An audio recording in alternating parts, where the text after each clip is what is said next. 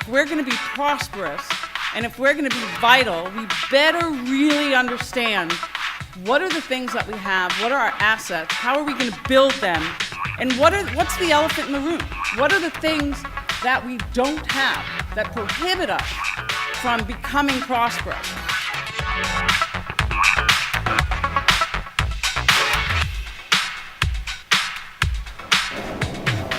Really what people are looking for are people who are continuous learners and continually can adapt and can be smart enough but adaptable enough to learn and help position for the growing needs of the future.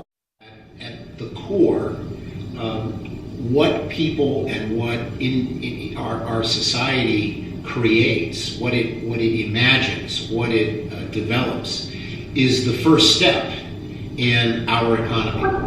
Well, the creative industries are really an indicator of change and innovation, and it is really an expression of cities that are forward-thinking and leading the way. So if you have a strong creative industry, you have a strong level of innovation, which is really the foundation of economic development and growth. I think this is a very bold step for the Tech Council. Audrey and Kim deserve a ton of credit for stepping out there and defining arts and technology first, and then morphing that into creative technologies as an industry. They were really the first to do that. It's not a traditional occupation or industry you see in economic reports. So I give them tremendous credit for giving it that identity. We've got 22 employees. Many of us would think of ourselves as creatives, probably half of the firm. The other half of the firm would think of themselves as more technology people, engineers, and that's really where the magic is for us, is combining the creative people with the technological people, so we can have brilliant ideas and see them come to fruition. Today, with technology, you can be interacting with people all over the globe. Creative people will empower all industries going into the future. Bringing creative industries to the spotlight is really important because sometimes they get pushed aside as something that is maybe not as important or was historically something that was more frivolous.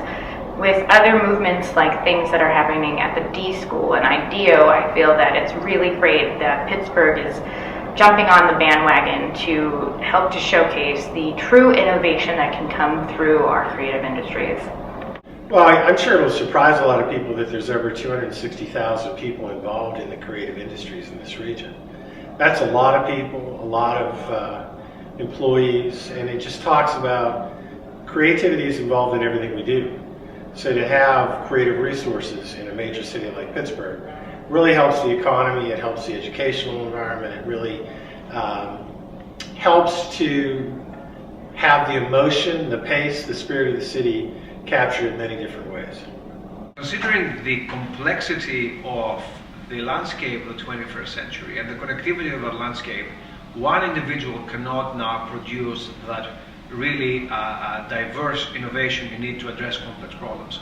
So what you're going to need is well-prepared, smart individuals that have collective intelligence, that can generate collective intelligence. So our model of education has very much focused on creating smart, able individuals.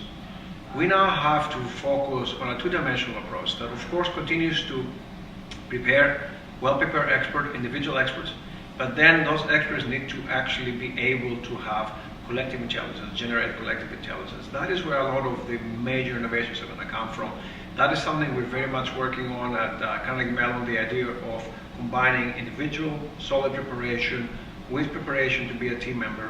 And you're also seeing cities, you're also seeing formally and informally cities beginning to facilitate, as I said, those loose networks among smart individuals that can generate innovation, that can generate quality of life.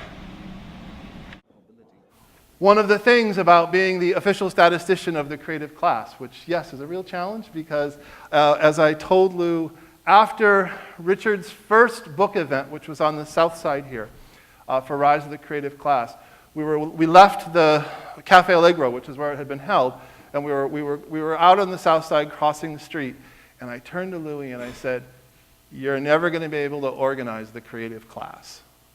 the best you can do is try to connect them.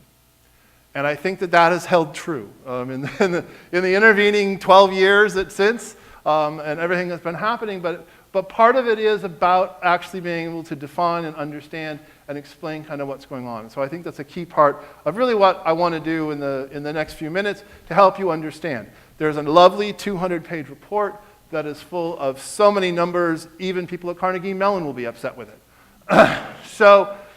But it's really important because all those numbers come from a very solid base, a very careful definition, and it's very clear about exactly what we've done and how we've done it. Having a location that is open and accepting and welcomes all kinds of people becomes really important if you want to attract the kinds of people that you need to do this stuff. Pittsburgh has been improving in this area since I lived here 7 years ago. You can see some of the changes since the last time we've done stuff here. Some of the research here, you can see how it's changed, but it still has a long way to go. This is saying, you know what?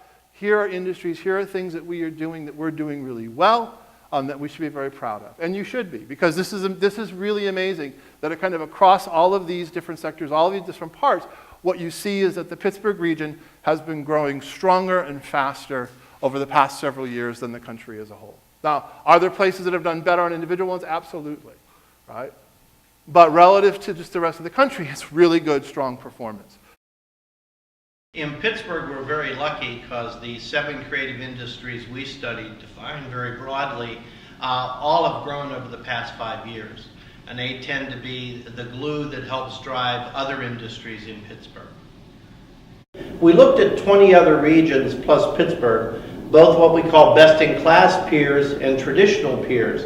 And the big discovery coming out of this, and again, it must be one of the top 3 findings in the study, that when we look at Pittsburgh's traditional competitors, Buffalo, Cleveland, Detroit, we see we do quite well. But what we really have found out is that we are now in a different league. We have a new set of competitors, Austin, Boston, and San Francisco, and relative to them, we still have a lot of opportunity to improve. What I've seen is sometimes people aren't aware of each other almost, or aren't talking, and that makes collaboration hard. But that's the challenge of tolerance and diversity, because you pull those teams together and then new things happen. Everyone wants to do better. And I think that we too quickly discard the kids who aren't achieving, and incidentally their parents, since we know that the 3-part stool of achievement is student aspiration, teacher quality that we're spending a lot of time on in Pittsburgh right now, and parent involvement. You know, some of the things that we're trying to do in the arts are to develop a core value within my organization, the Greater Pittsburgh Arts Council, and hopefully to get it to extend to the rest of the arts community, where we're focusing on big issues and values having to do with diversity, equity, inclusion, that right now are about racial equity. We're really focused on that. How can we help Black arts organizations to succeed? It's really all about the culture you create as a company. So we've made some very broad comments about diversity and about mindset and being welcoming and inclusive. I feel, and Lou, maybe you could attest to this, we've always had a pretty open-minded culture. Part of it is just being an ad agency at our core. But, you know, we did buy Lou's company, which was a database marketing firm. And, you know, that was very left side of the brain orientation to bring it into a right side of the brain culture, really. And so we made that work. And you know, we have to think about how we can creatively engage and connect people, knock down the bridges and the tunnels, because if we can't do that with Pittsburghers, then we can't do it with the people that come here and integrate them as new Pittsburghers. So we want Pittsburgh to be a city where creative people want to live, work, play, and raise a family. And so when we think about our work at the Sprout Fund to support learning innovation, it's really the designers, the developers, the inventors of new learning experiences and educational technologies that are doing the hard work today to prepare our children tomorrow for a good future. One of the initiatives we have is to get together all the creative community in Pittsburgh and have interaction with the rest of the community around. So that way there's a good exchange of creative ideas and thoughts. Right? think that's a great way to move forward. Pittsburgh's a town that's long had a blue collar that's transitioned to a white collar, and now it's transitioning once again to a virtual collar. And I'm hoping that we can employ all the creative personalities around here, all the talents here, to support like the future mill, the virtual mill. There are all kinds of practical reasons why the creative industries are important. They're important because they bring commerce and they bring visitors and they bring renown to a particular city or and certainly to Pittsburgh, because Pittsburgh has great creative industries. Pittsburgh is a medium-sized city with the creative institutions of a very large metropolis, and that is one of the reasons why it's always called most livable city. So Pittsburgh's in an interesting place right now because it needs to find its future. It's kind of transitioning from one dream to another. And the way I always look at it is every city is defined by the dreams that it has. And Pittsburgh's trying to find its dream right now, and more we're seeing people in Pittsburgh who, doing things that are truly creative is a big part of their dream. No creative field can you do something on your own. There's collaboration everywhere, no matter if you are making a movie, making a building, making a robot. People aren't very clear about what they want. And we typically get the best response when we show people a variety of great ideas. So where do those ideas come from? We find that we understand, dig in deep and understand how people live. Then we generate concepts and visualize them, build them, and get feedback. So a customer of a service or customer of a product, they're not going to tell you exactly what they want, but they do a pretty good job of showing you their preference among a variety of different solutions. We tend to look at situations and recognize that they could be improved. And it's very easy for us, and it's part of our training and part of our personalities to imagine this better state, this better world. I think if you look at pretty much any significant economic survey from this past year, they will tell you that what we would call the new creative industries are probably one of the fastest growing sectors of the American economy. And the interesting thing that also something we'll be discussing today is what exactly are these creative industries? Are we talking about manufacturing or the steel industry? Actually, it's none of those things. It's a loose network of activity across many diverse areas that is leveraging not only specific deep knowledge in a particular area, but also this loose networking across the different areas.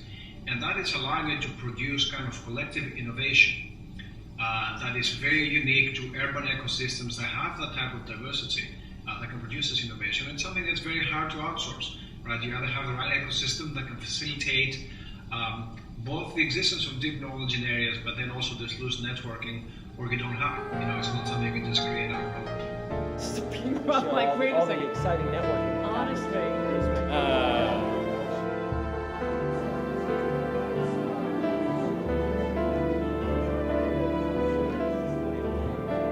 Creativity. Yeah. Pittsburgh is a model for post-industrial America, and it's exciting to be a part of it. It's exciting to see that change.